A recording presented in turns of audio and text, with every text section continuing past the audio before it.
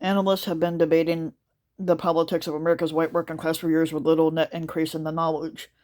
The whole discussion assumes a fact not fully in evidence, but that membership in the white working class is a politically relevant identity, but that is casually related to voting behavior.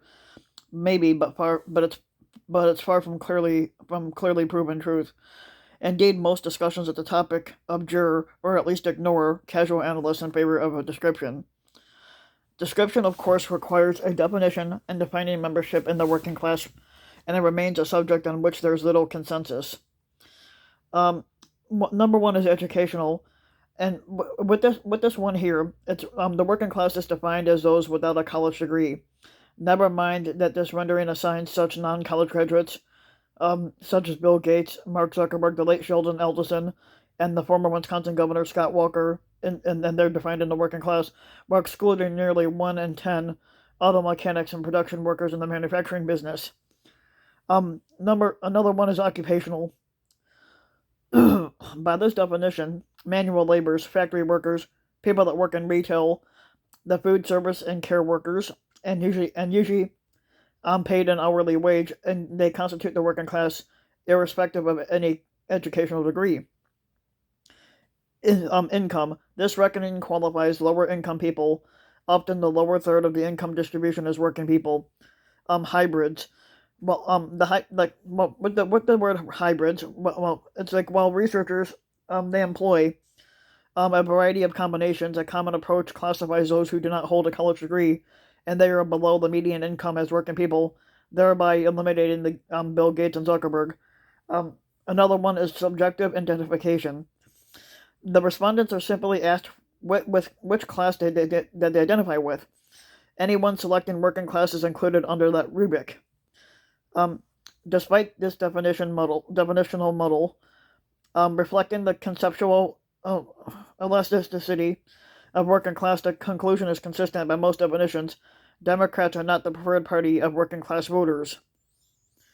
However, the story one tells about the trajectory of this phenomenon, and in particular, Donald Trump's role, and they do differ by definition. The reality behind the white diploma divide is complex. From 1948 to 1976, non college whites have voted for whites. They voted for a president fluctuated wildly, though they gave at least for the pluralities to Republicans, except in the 1964 Johnson landslide and in Bill Clinton's two successful campaigns. Starting back in 2000, when George Bush received just over 50% among the non-college whites, there has been continual movement toward Republicans, culminating in Donald Trump's 66% in 2016 and 67% in 2020. Using education as a surrogate for class suggests that Donald Trump deepened a long-term trend toward increased support for the GOP candidates among the non-college whites. But the but defining the white working class as those without a college degree, they also have incomes below the median, which mutes Trump's rule. These working people gave just only 5% more to Trump than they had to Mitt Romney. The self-identified working class voters gave Trump exactly the 57% that they gave Romney, also suggesting little or no Trump-specific effect. And where the fuck does this leave us? First, with uncertainty about what even constitutes the white working class, but the different definitions produce somewhat different stories. But second, with the clear sense that while educational attainment may be characteristic with importance, but if certainly not dispositive political impact to class itself, however one defines it, it may not be a central political demographic. In one of the first columns here 15 years ago, people had argued and that we are moving from an aligned based that's more on class to one based importantly on culture. In my view, that conclusion has only been bolstered in the years since. And third, while Trump accentuated trends among voters that we label white working class, he was not the initial mover, nor likely even the prime cause of their current politics. Finally, we should question the way Democrats have approached these voters, and Democrats will continue fighting for the working class, irrespective of how its members vote, because that's a core expression of the DNA.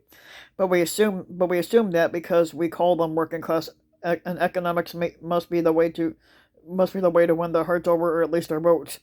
And that may be, but just describing an economic centered identity um, to them does not necessarily make it so, especially when that identity does not seem to carry the same meaning to analysts as it does those who label it.